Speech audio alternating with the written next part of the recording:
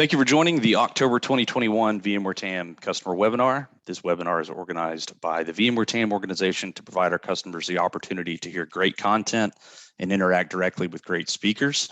Our goal is to make sure that you're getting the full benefit from your VMware software. Please make use of the Q&A feature to ask any questions. And if your question doesn't get addressed today, be sure to reach out to your TAM and ask them to follow up.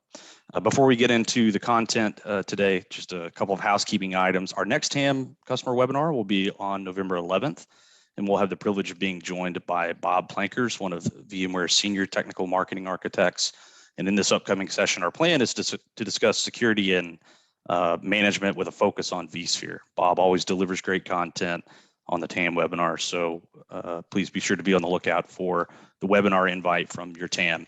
As I mentioned earlier, we want you to benefit from these sessions by interacting with the speakers. So if you have any questions, please use the Q&A feature of Zoom and we'll address them during the webinar. At the end of today's session, you'll be prompted to fill out a simple survey related to the value received from the session. It'll ask you for any topics that you'd like to see in future sessions. Your completion of this survey is a very valuable gift back to us, and we greatly appreciate your participation. And lastly, this webinar is being recorded, and your TAM can make the recording link available to you.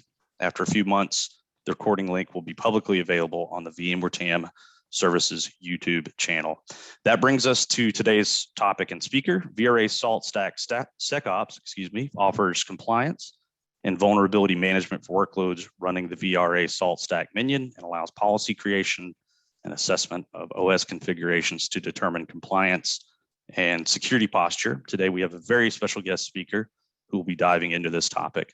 Karl Fultz is a staff technical marketing architect with the Cloud Management Business Unit at VMware. He's an author on VMware's cloud management blog, where you can find a ton of great information on vRealize automation, and of course, today's topic, vRealize automation and SaltStack SecOps. Karl, thanks so much for being here with us today. I'll hand it over to you to get us started.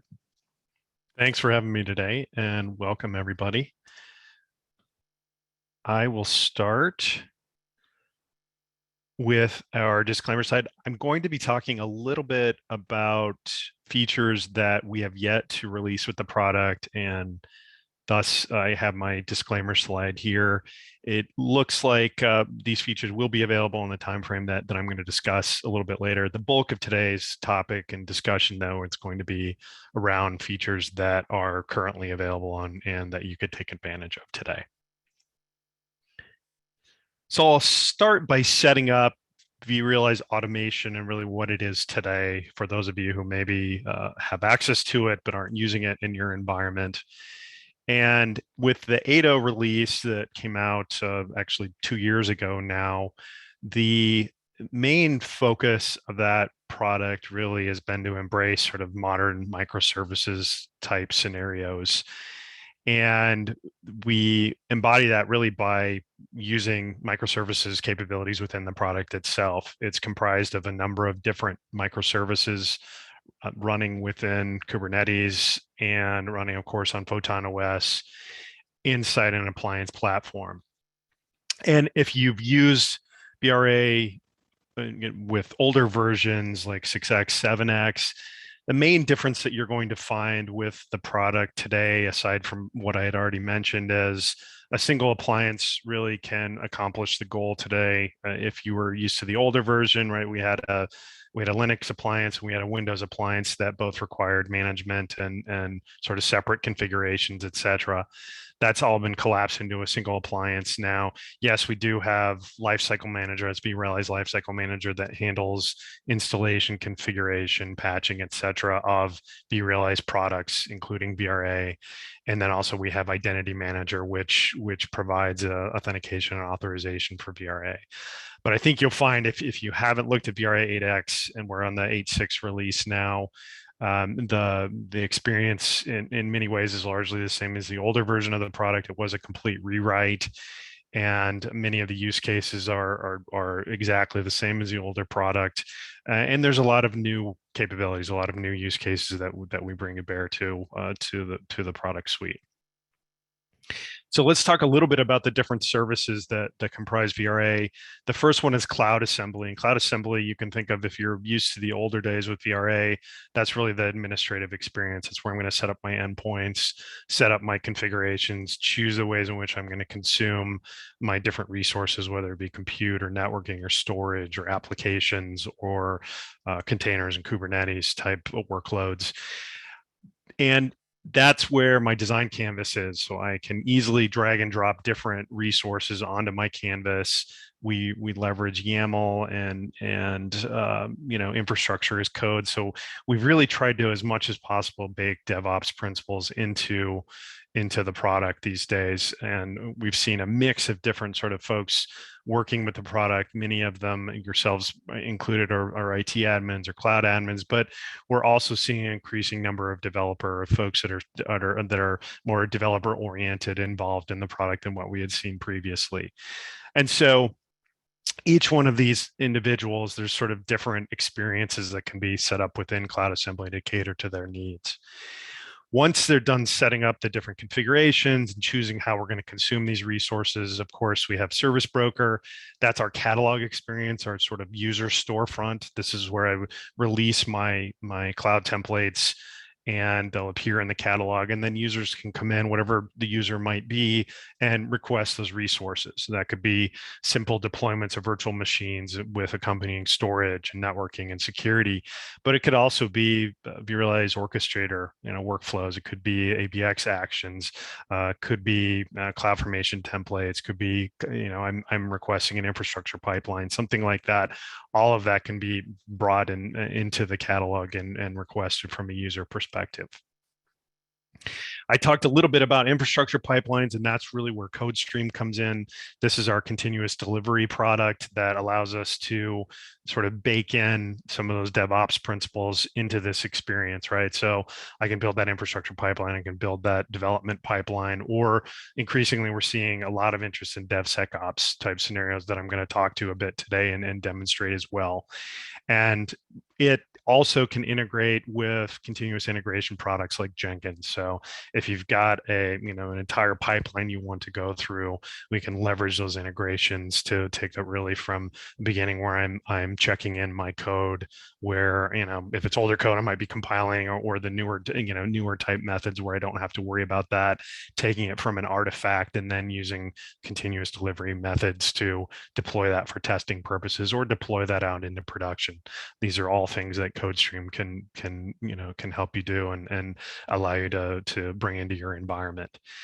We also are still very heavily using vRealize Orchestrator. So if you're familiar with VRO, it's still very much a central part of the VRA experience, and there's actual navigation within the product that takes you to extensibility. I'm not going to talk much about what we do on the extensibility side today, since we're focused primarily on state and config and security management. But we have sort of two different mechanisms for extensibility today, or Orchestrator being a big piece of that, but also action-based extensibility, which I mentioned a minute ago. And ABX, you can think of that as sort of a serverless or function as a service type scenario, where I want to just very simply, take and leverage actions that have been defined. And these can be, script based, and it typically are script based. And I can tie those into custom resources just like I could with VRO. So think of ABX as just a simple way to do, a bunch of actions as part of a deployment. And it's oftentimes a bit easier to use in VRO for, I think, more straightforward scenarios, whereas I might look at VRO for more complicated extensibility scenarios, although ABX could also fill in there too. The good news is you can leverage either one, you can leverage both depending on what your needs might be. Both of them support modern or common development languages, right? You no longer are sort of locked into JavaScript with VRO if you also want to use Python or Node.js or something like that. So you have a lot of options when it comes to extensibility today. And then finally, we come to Saltstack Config, which is the big piece of what we're going to talk about today. So we acquired Saltstack a year ago, and then have been steadily integrating Saltstack into the VRA experience. Today, I'm going to focus on the security and compliance aspects of Saltstack Config. And before we get too heavily into meat of that, I'm just going to talk real briefly about, some of the common use cases we have with VRA these days. Promise I'm not going to spend too much more time on the sort of architecture slides.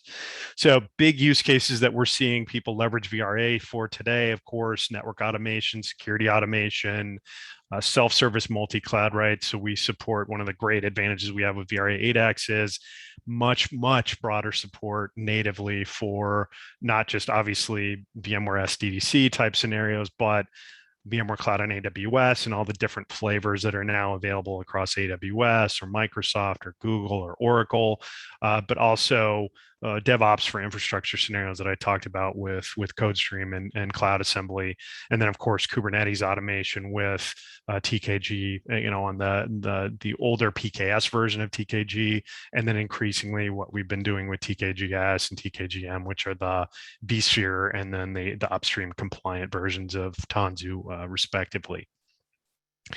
Both, or I should say, all of these use cases are available across both different versions of vRealize automation. So if you want to continue to use VRA on-prem, that's absolutely your choice, or you can leverage and embrace the SaaS side. Both products are derived from the same code base and are, in terms of day-to-day usage are functionally equivalent of the two. The only difference really lies in how you might manage the two of them. Obviously, if you go the SaaS route, VMware is managing sort of day-to-day care and feeding of the product, whereas if you're running on-prem, there's going to be LCM scenarios where you're managing that experience. Otherwise, day-to-day, you're going to be using the same product. Okay, so let's get into the meat of what Saltstack Config is. And you can really think of Saltstack Config, really, this is our configuration management capability. It sits in the marketplace alongside, Ansible and Terraform, et cetera. And we also have integrations with those capabilities as well. So I think the main area that we're focusing today for Saltstack Config, if you're looking at older versions of VRA and you think about, okay, what really replaces software components in the VRA 7X world, that's really where Saltstack Config comes in. So Saltstack Config is meant to address the software components change that we have now in the product, right? What we're doing today with that capability also gives us patching ability, gives us obviously state management, and that's where the security and compliance also can come in. And of course, we can really, from the top level of the operating system all the way through applications, manage that state experience with those different software configurations. It is completely event driven. We have remote execution capabilities. We can leverage built-in orchestration or use external orchestration from VRO, ABX, or other products that you may want to bring to bear in the mix. Also, although we talk about eliminating the dependency on third-party config management, and that is true, if you want to embrace SaltStack, we would definitely say that we have the ability to replace other capabilities in your environment. But we also recognize that the reality of the marketplace is you may already have a lot of processes wrapped around Ansible or Terraform, and so we look at it as a situation where VRA can work with all of these products through our integrations, right? So if you've got existing Terraform manifests that you want to bring and are using, we fully support Terraform as an endpoint within VRA and can work with that in conjunction with our orchestration, our configuration management. Really, there's a bunch of different art of the possible or choices that you can make when you bring VRA into the mix.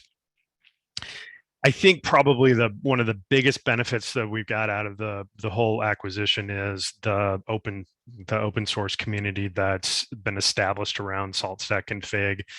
And a great example of how that's going to be sort of interwoven with what we do at VMware is right around VMworld timeframe a few weeks ago, we released 3 new modules for Saltstack Config focused on VMC, vSphere, and also NSX. And those were first released out to our open source community, and that means that people can take and they can use them, they can develop to them, they can expand them how they see fit. And in fact, a lot of the Saltstack Config capabilities and content that are available sort of out in the world have been developed not by VMware or SaltStack people, right? So we have that sort of really robust community now that that can help develop out some of this content, and it's something that any one of you can go take a look at.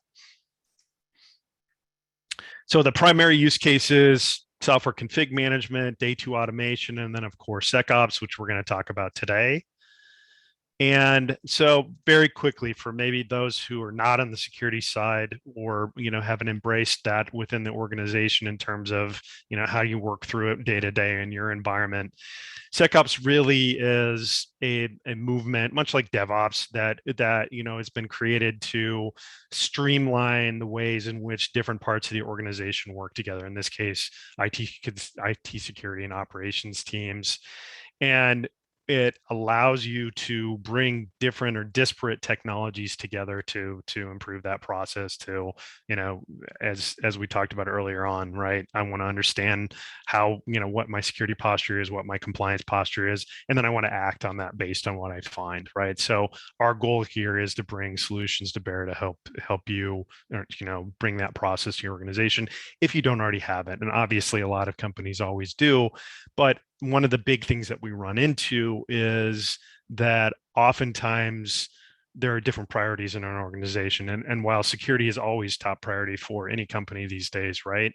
I think the challenge that we run into is that most companies, most organizations that we talk to aren't able to get those updates out there as quickly as possible, aren't able to address or understand what their posture is as quickly as they need to allow the business to function, as securely and in compliant a fashion as possible.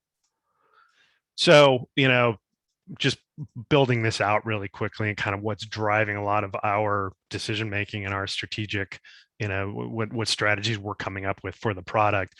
The challenges that we see, there aren't enough people out there, and I think that's a problem across a lot of different use cases, a lot of different companies we talk to. They aren't IT and security aren't always integrated.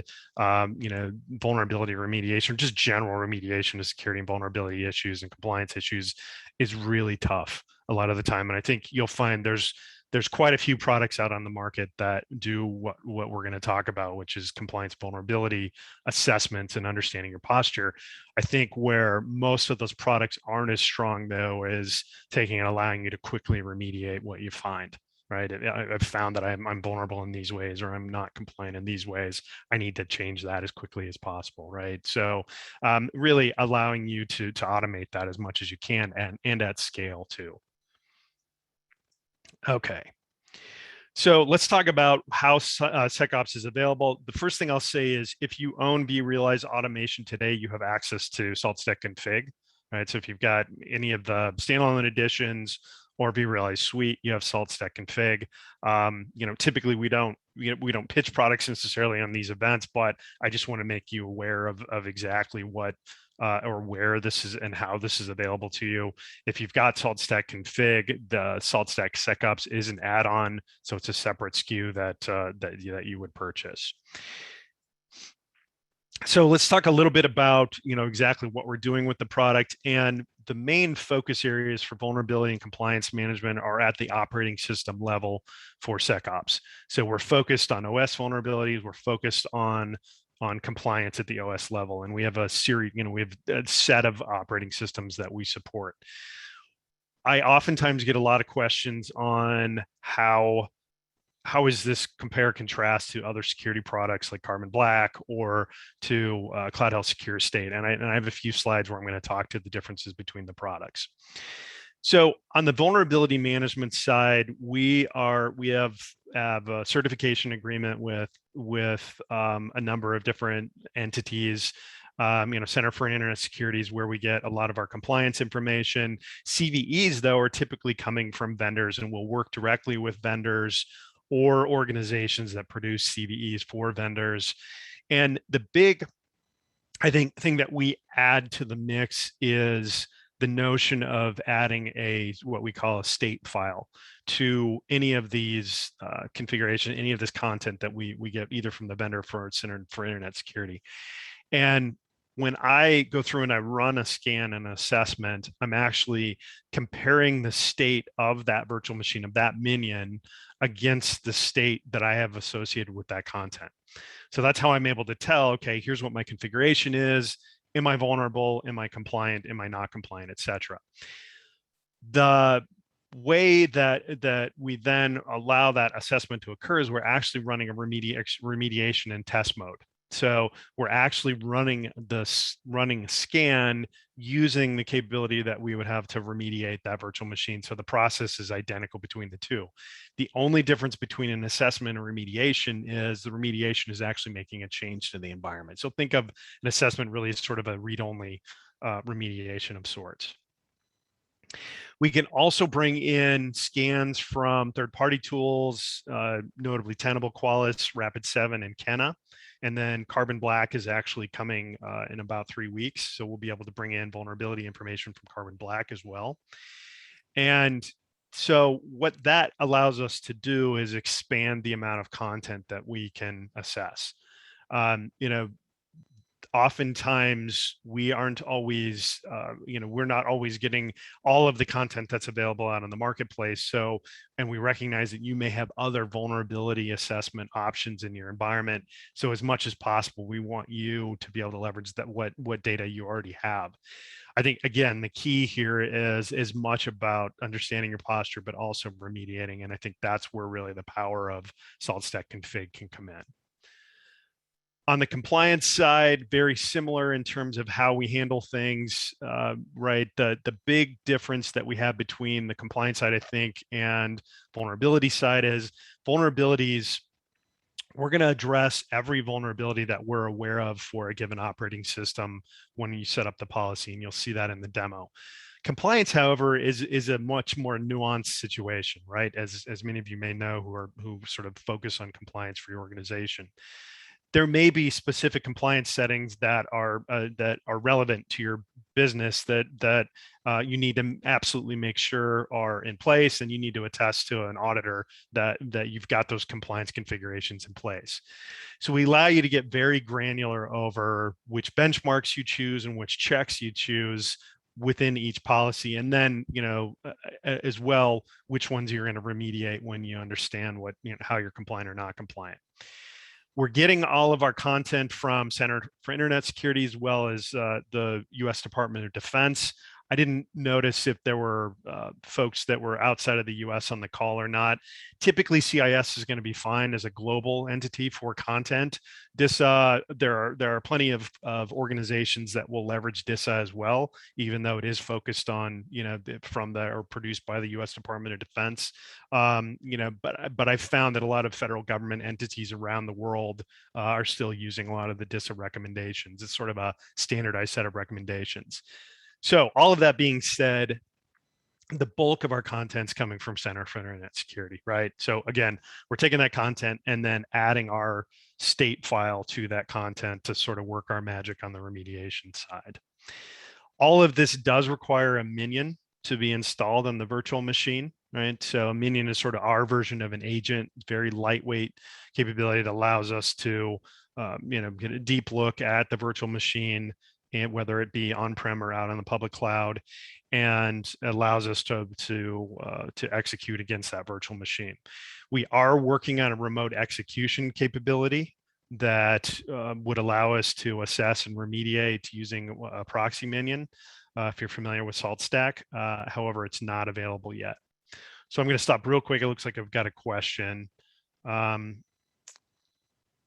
Yeah, so great question. We do have the option for air-gapped environments or not connected environments, or environments that need to operate through a proxy. You can download the content manually and upload that content within the product. If you choose to do so, you can work through a proxy. So we absolutely support disconnected environments. So as I had mentioned, we are built on the Salt automation engine, and right, so that means that if you're familiar with any of the configuration management aspects of the product, or even if you're not, right, we're using the different capabilities within Saltstack Config to actually assess and remediate as we go through this process. We also have the notion of self-healing, and some of this is actually outside of the content that I've talked about, right? So we have capabilities that we call beacons and reactors that allow us to monitor for conditions on a minion, and specifically I can look at processes, I can look at the file system and understand exactly, what's going on in terms of, hey, is this operating the way that I initially intended it to operate? Has something changed? Has a file changed? And in fact, in my demo, I'm going to show how we can take and somebody could go in and hack a website. We'll monitor for a change in that file and then reset that file back to a known good state based on the beacon reactor system that we have. So we've got the notion of self-healing based on changes. There's a lot of flexibility too in how I might achieve some of my different state management strategies, right? As I look at it, I have minion and so agent and agentless capabilities that are available to me on the config management side. True, I don't have that yet for SecOps, but there's a lot of different jobs that I can run in using remote execution without the need to have a minion in place, right? So if I want to run remote execution for public cloud scenarios or remote scenarios, I can easily do that without having to manage that minion. And then it involves things like patching or state management in general, right? Or upgrading or installing applications that can all be handled remotely if I need to do that. So, and we've got another question then. Can Saltstack SecOps be integrated with vRealize Log Insight for SIEM? So we don't have necessarily the notion of integrating with Log Insight today. Log Insight could pull logs from Saltstack Config if we wanted to do that. So we could send that to a syslog.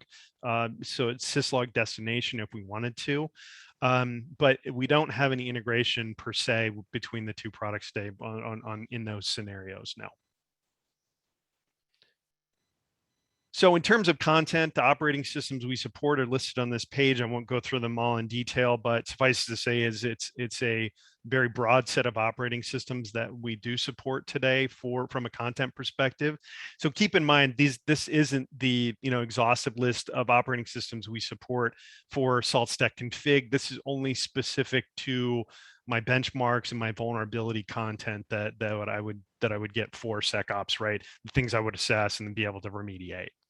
And you can see on the STIG side, we're expanding our STIG content, right? So we're expecting more Windows content here yet this fall, and then into next spring for CentOS.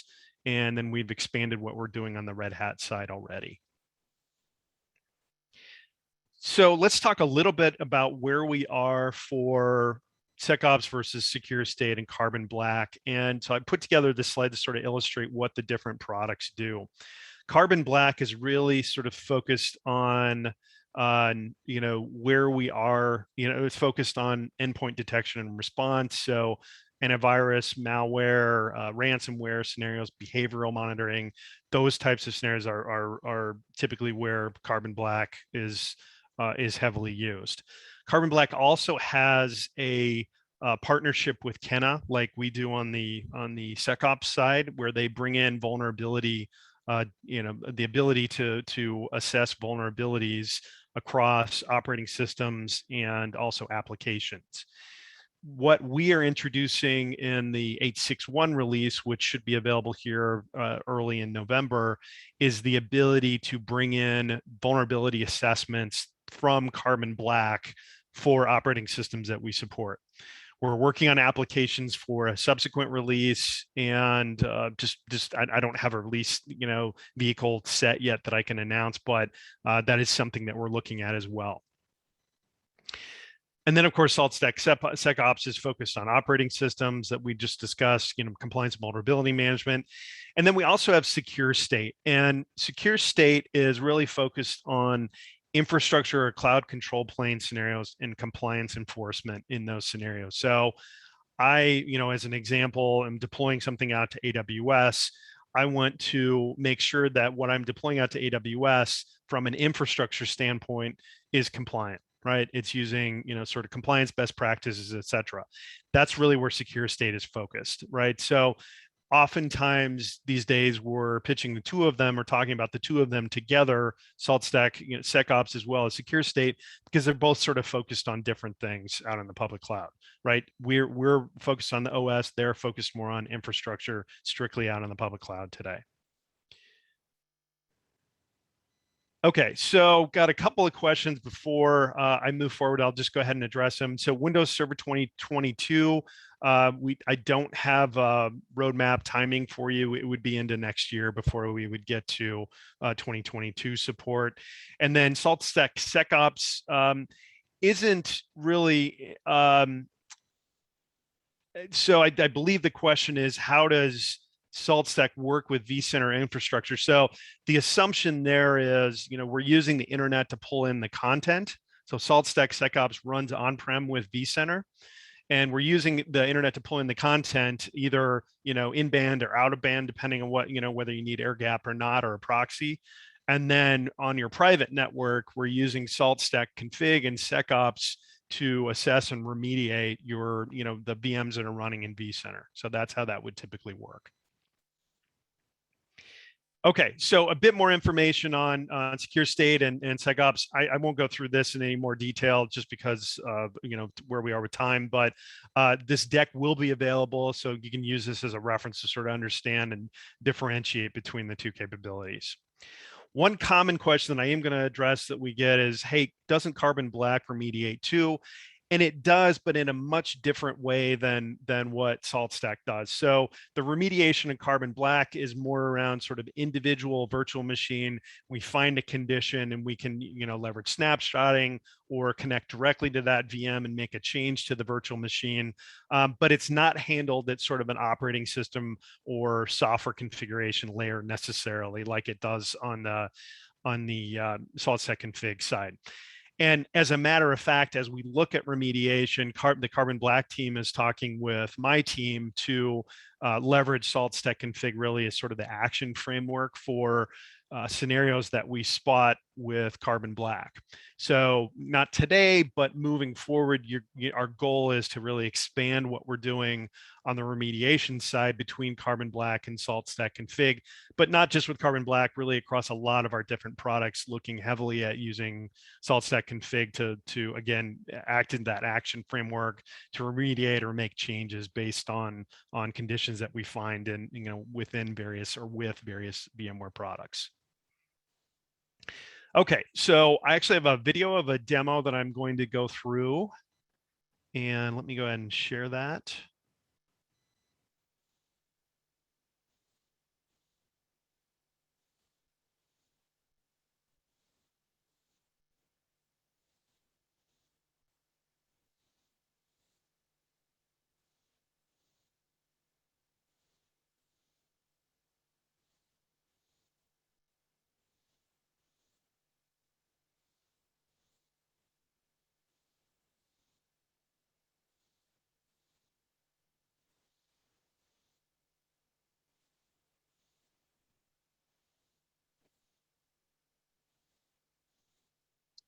Hey, Karl, we're not seeing your video if you've already started sharing it.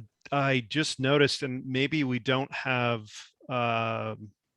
access in this one to the local file system. It's only allowing me to do OneDrive. Let me grab it. I actually have it on OneDrive, so just give me 1 sec. I apologize. It seems to be a difference in this Zoom session. So if we want, I can just open this up for a minute on if we have any voice questions or anything like that while I'm getting this set up.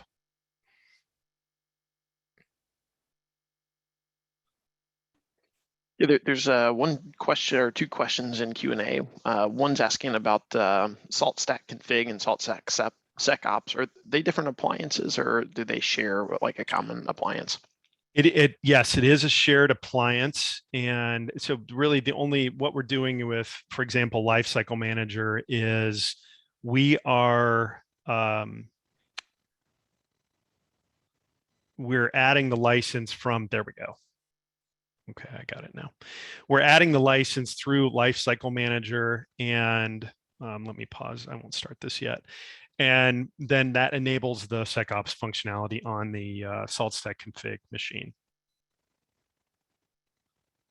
So in terms of reports for auditing compliance, I'll answer the question from Greg. There is a downloadable report that's available when or after you run an assessment and a remediation that you can use with auditors, and it's in a JSON format, so you can massage it and manipulate it as you see fit, depending on what your needs are from an audit perspective. Okay, so I'm going to go ahead and start this video. Apologize for the delay. Navigate over to Saltstack Config, logged in as my root user, and I'm using this root user to approximate what an IT administrator would see when they log into the interface. The first place I like to start is on the target side, and you can think of targets as groupings of minions, and we're going to use these targets for our compliance and vulnerability assessment and remediation. Gives you quite a bit of granularity to choose exactly how you want to assess and remediate different machines within your environment. And in this case, we'll be looking at our DB servers and web servers targets. And we can see a couple of minions are present in each one. And I've actually already run an assessment against my DB servers to give you a sense of what that would look like. And one of the other areas that we'll cover are the roles-based access control that are available to us within Saltstack Config. And this applies specifically to sort of division of labor between security admins and IT admins as we approach compliance and vulnerability assessment and remediation in an environment. And the first place that I'll look when I'm setting up a user is to our local users, and I can set either local users or I can also choose to use like an Active Directory so I can have external authorization as well. And the first place that I'll go is local users, and we can see we have a number of users defined here. I've created a security user, and when I select that user, I can see that they have two roles assigned them, and that's user and security. I created a security role that can be used, and I'll select security. And under the list of tasks, you can see that I've given my security role the ability to create compliance and vulnerability policy and then run assessments for compliance and vulnerability. And then the thought here is that once the assessments run, they would then hand off that result to IT, and then IT would run that remediation. The other thing that our security role can do is update our Saltstack content. Additionally, I can set resource access, and I've given them access just to these two targets that we discussed a few minutes ago. I can also add groups. I can add my users. And once I've set that up, then any user that logs in with this role is going to have access to these targets or these jobs, any of the tasks that I've selected back under this tab. Now, the other area that security has the option for, as I had mentioned, is the ability to update content. And you can see here where they can go and manually update compliance content or vulnerability content. We'll automatically update this content. But for example, if they want to check for new content in the interim, they can certainly do so. Also, we can upload custom content. So you may have situations in your environment that aren't addressed by the Center for Internet Security or from CIS and STIGs, and you want to be able to have Saltstack Config and SecOps assess your environment for any of your custom scenarios that you may have. Really easy to do. We've got an SDK that walks you through that process, and then once you're done, you can upload that package. And those benchmarks are available where you can choose them as part of your policy creation later on. Now that we've walked through this from an IT standpoint, at least as it relates to targets and then our roles-based access control, let's log in as our security user just to give you a sense of what things will look like from their perspective. And I have this set up for authentication against an Active Directory domain. I created security as an internal user. I could have chosen either one. I'll add my security user and log in. We can see one difference is they only have the ability to view the two targets that I had specified. And if I go down and navigate to my compliance side of the product, I have my policy that I pre-created for my DB servers. And immediately I can see the number of checks that were assessed for that particular target. I can also get a compliance summary and understand where those two virtual machines and my database grouping are compliant or not compliant as it relates to NIST or PCI or HIPAA, etc. And I can just get an overall sort of general assessment summary. And the more policies I have, obviously, that would update this information and be reflected across each one. Now, the first thing that I can do is create a policy. And I will name this policy web servers. Choose my web servers target that I have access to. And I have a large list of different benchmarks that are available that pertain to different operating systems. Now, in this case, I have two Ubuntu 18 virtual machines, and so I'll advance to that page. And we can see here we have our Ubuntu 1804 benchmark. The level 1 profile that we have here is considered a base recommendation that could be implemented pretty quickly and safely. It's designed not to have much of a performance impact or business impact. The one thing to note, though, is that while it lowers the attack surface of your organization, it isn't quite as secure as the level 2 profile. And that's what CIS would consider a defense in depth profile. That profile is intended for environments where security is an absolute must.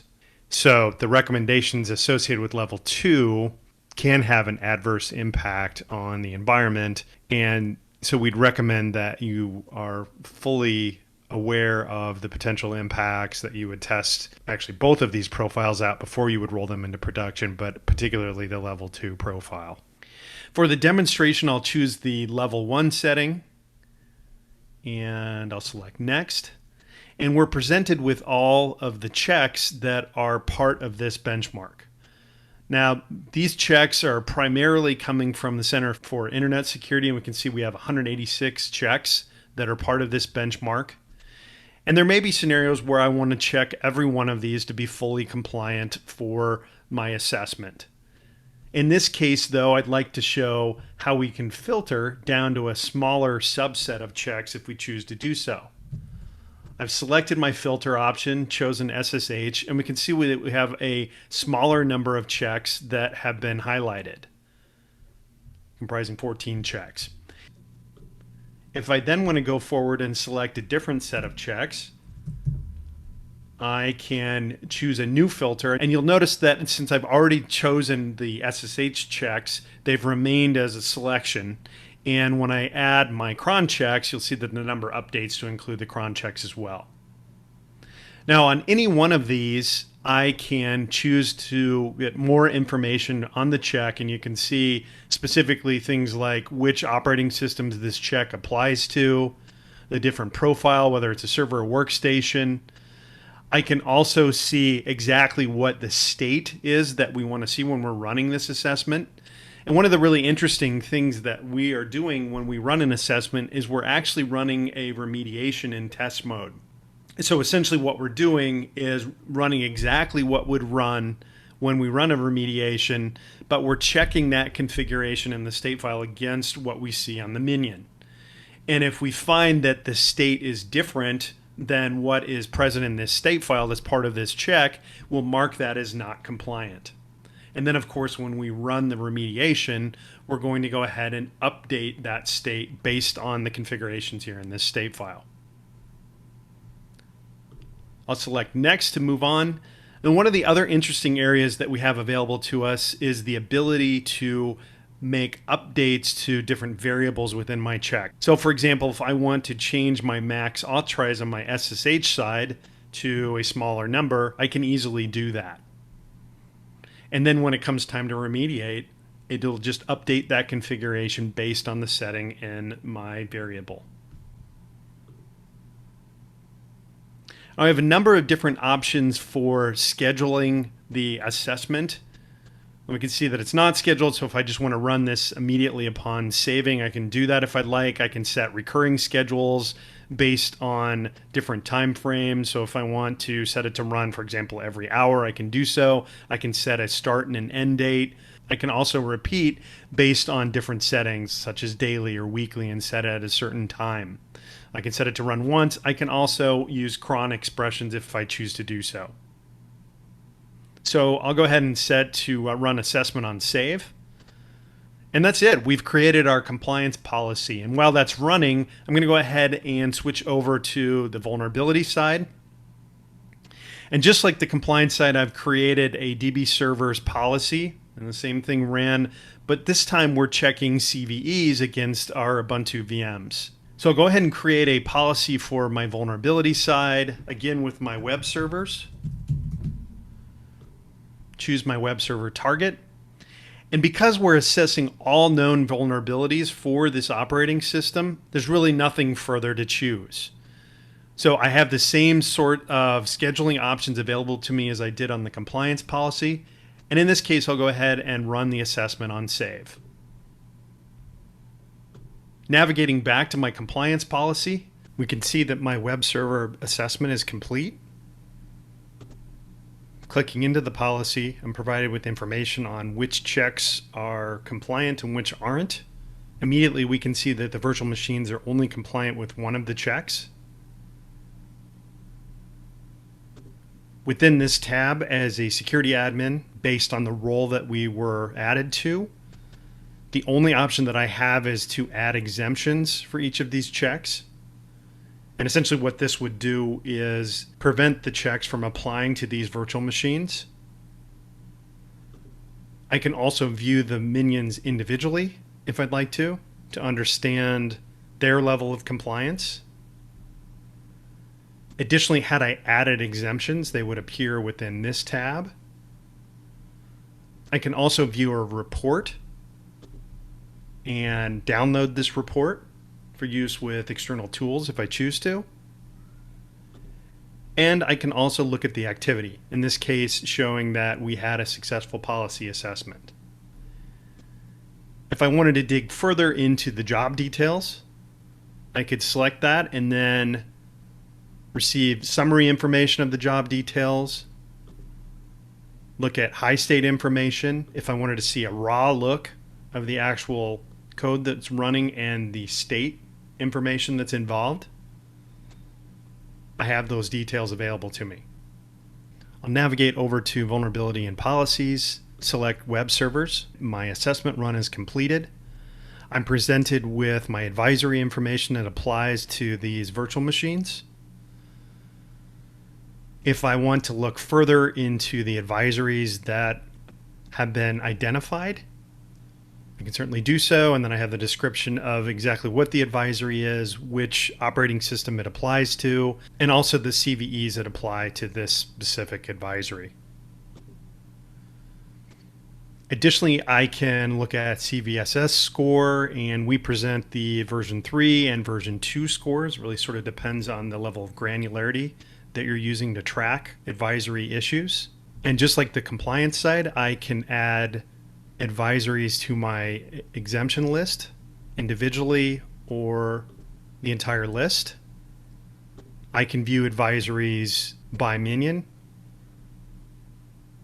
And then exactly like the compliance side, I can view exemptions, a report on the advisories that I can then download, and my activity, which would show my job log.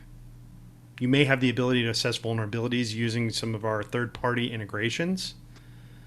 In this case, we have API integrations with Tenable, and alternatively, we can upload security scans from those products, update the policy with those results, and then finally remediate those results as well.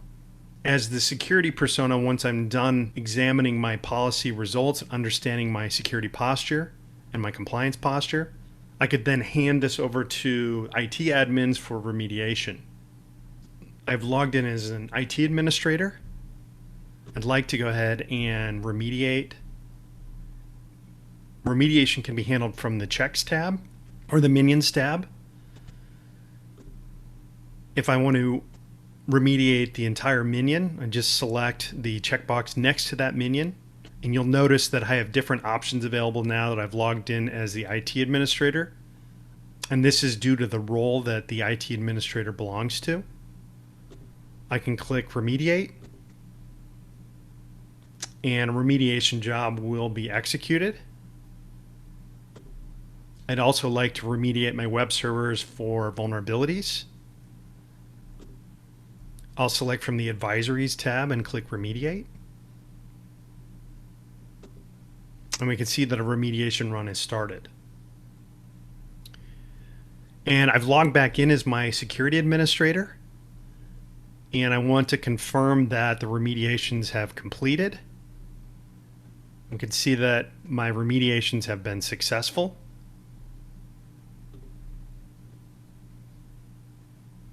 I will run my assessment again to update my results. And likewise, we'll look at our vulnerabilities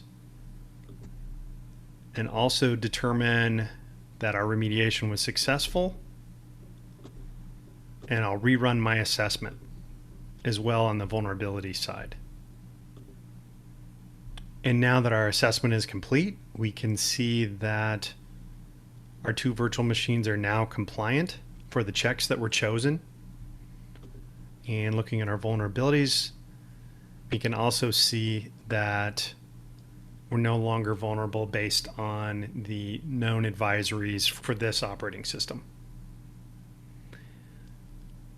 For the second part of the demonstration, I'll be covering a DevSecOps scenario using other parts of vRealize automation, including Service Broker and CodeStream. In this scenario, what we want to show is a deployment that includes a DevSecOps type of scenario using our continuous delivery product, CodeStream. And the first thing that I'll do is I'll start within Service Broker, and this is the catalog portion of Service Broker. Think of this as really the storefront for vRealize automation. Users would come into this interface, and this is where they would typically request resources. One of the examples I have is to run a pipeline, and I can name my pipeline, and we'll just name it -2.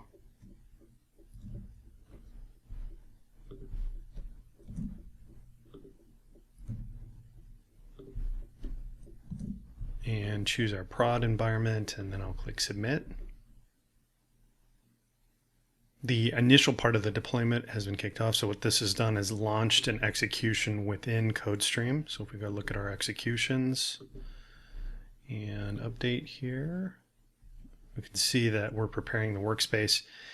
And this will take a few minutes to run. While that's running initially and deploying our virtual machine, let's take a look at the pipeline that we're actually using to run this deployment and then the associated assessment and remediation.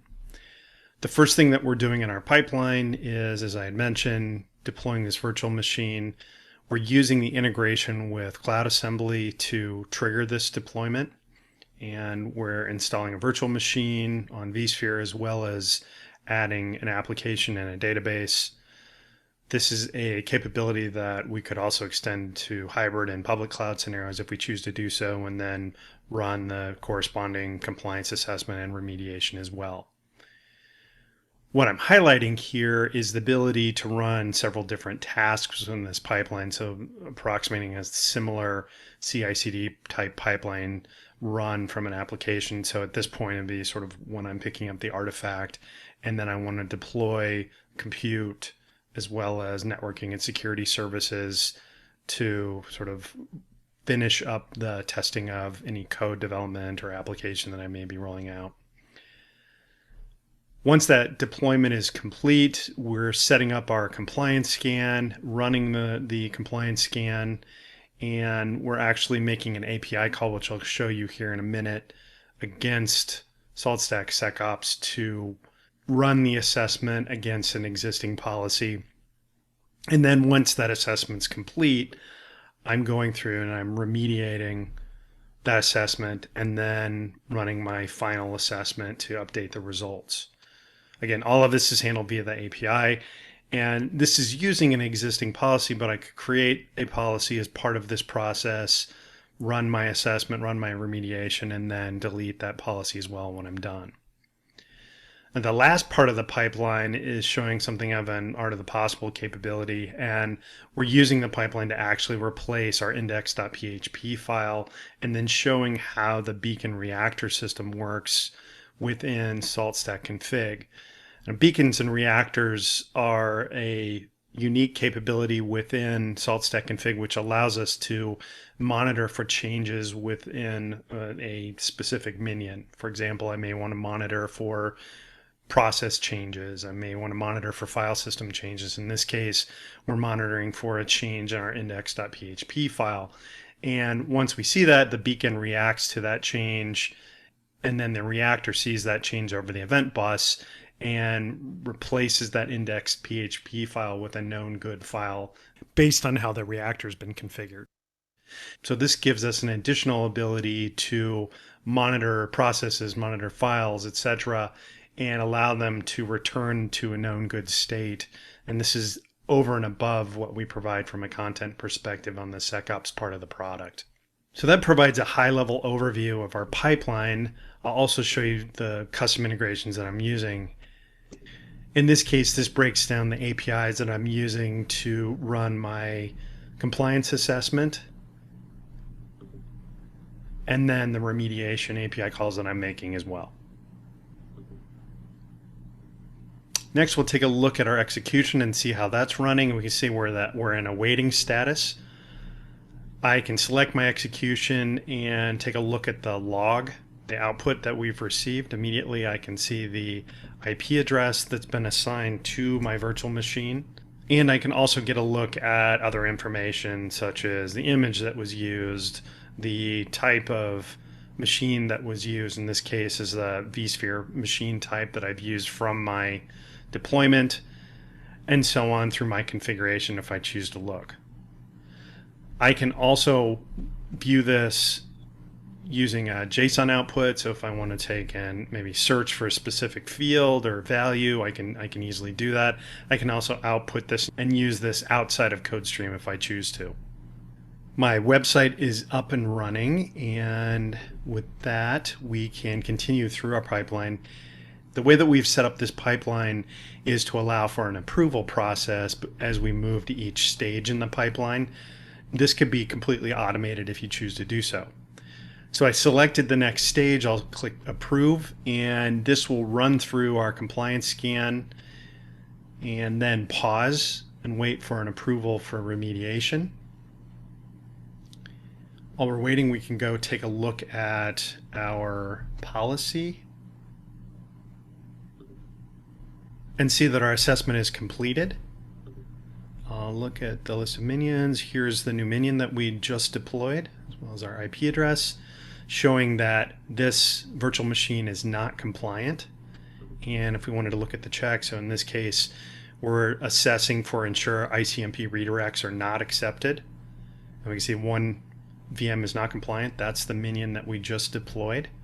The next thing that I want to do is run my remediation. Clicking approve here. And we'll let that run for a minute or two and transition over to Saltstack Config to wait for that to complete. You can see that our remediation is queued. You can now see that our remediation is complete, as well as our follow-up assessment. Check our minions, and we can see now that we're showing that we are compliant for that check that we had specified within the policy. Navigating back over to CodeStream, we can see that the remediation is complete from a CodeStream perspective. And if I wanted to look, I could also see from my information here, a corresponding job log, and that there were no errors. Next, I'll simulate my website hack, and I'll go ahead and kick that off and replace my index.php file. Then we'll just update our website. Our website has been hacked now, and I'll just refresh, waiting for our beacon to notice the change and then reactor to replace our index.php file. and now we've been returned to a known good state. I'll wrap up my demonstration, transition back over to Saltstack Config inside the compliance part of the product. Today, we've shown you how you can manage your compliance and vulnerability posture on an ongoing basis using assessments and remediations. And remediations, at least in the way that we handle things from a Saltstack Config perspective, are really pretty unique in the industry. There's any number of products that will go and tell you, here's where you're not compliant, here's where you have vulnerabilities. But we really sort of take it the last mile, right? By managing the state that's involved with your virtual machine. And that could comprise the content that we just talked about around compliance and vulnerabilities. It could also mean patching. It could also mean updating different configurations, right? Managing that state on an ongoing basis as well. And what I also showed you was how we can bring CodeStream to bear in addition to the other services within the vRealize automation family. I was able to log in as a user, request a pipeline, and include a compliance assessment and remediation as part of that infrastructure pipeline, right? That DevSecOps scenario that we talked about. And although that was an art of the possible type of a scenario, there's any number of additional solutions that we can bring to bear on this particular issue, right? We could also bring Cloud Health Secure State into the mix. In fact, I have a session that talks specifically to using CodeStream to assess infrastructure out in the public cloud and make compliance recommendations on how to address given configuration. I could bring that to bear on this particular deployment as well. If I were deploying, for instance, out to AWS or Azure, I could also bring Carbon Black into the mix so that I could understand what malware situations I may have in my environment.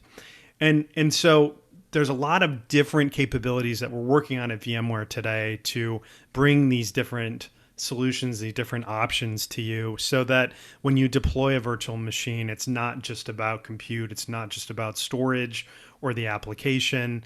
It's also about helping you manage that state, right? From a security perspective, yes, but also just generally from a configuration perspective, both day 0 and day 2. Tomorrow, I want to be able to make changes. I want to be able to patch. I want to ensure that on an ongoing basis that I'm secure from a vulnerability perspective on my operating system, and that I'm also compliant. I have that ability now using the vRealize suite. So as you start to look at our products, if you haven't already looked at them before, we have a significant amount of content that walks you through these different configurations, allows you to set this up in your environment. So with that, I'll go ahead and finish up the demo and transition back over to the few remaining slides we have before the session ends.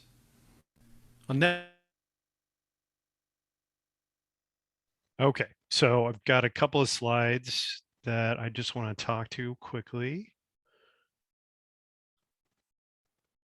Just want to confirm you can see my vRealize Automation Edition slides.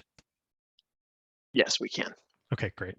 So I added these as a reference. If, I don't know necessarily where everybody is from an edition standpoint, you can use these sort of determine where you are and what capabilities are available to you and what you own.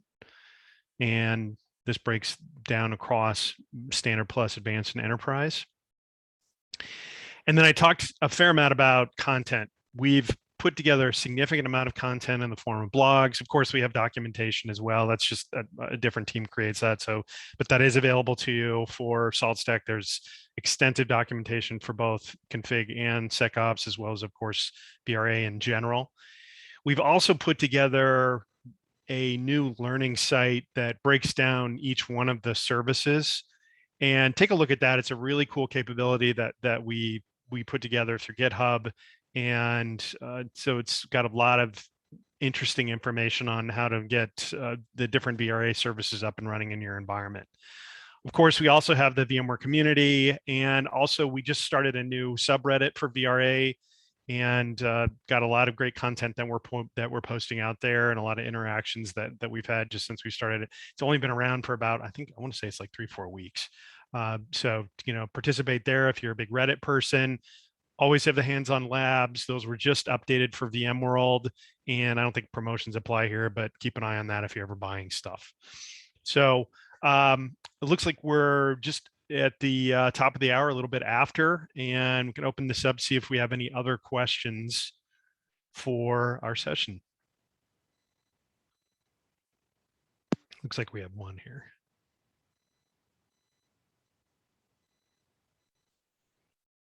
Okay, so the Saltstack communication, so there's a couple of different ways that we handle this.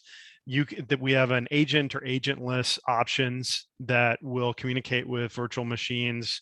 We're using a variety of different methods, typically like SSH, depends on whether it's Linux or Windows to allow remote execution. And there's quite a bit that can be accomplished with what we call proxy minute or remote execution.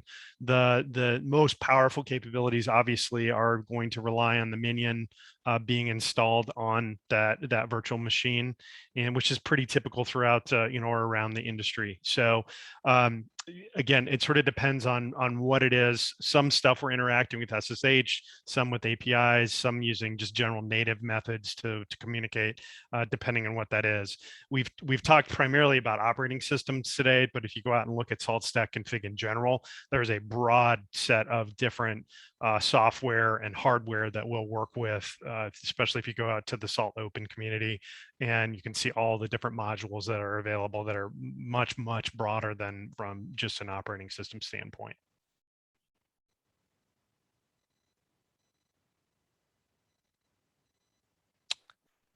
So anyways, yeah, sorry, go ahead. No, were you about to wrap up? Go ahead, Karl. I was just going to say if there are, we can give it a little bit here, see if we have any other questions. If not, my piece is done for today, and I can hand things back over to Chris. Okay, yeah, I'll kind of wrap us up, and we'll look for any questions that come through. This was a really good content today, Karl. Really appreciate you doing it. That the hacked website part was very, very interesting. And thanks for mentioning the Learn sites. I think we had an update yesterday on the vRealize automation specific ones. And if I'm not mistaken, I think that you can do like pull requests on that to make changes if something is incorrect, but then also you can submit issues for authors to create content. So if you want to see something out there, you can create content. Is that right? Yep. Yes. That's pretty cool. You can also hit us up on Reddit. The whole team's on there, and if you have good things to say, if you have not so good things to say, join us.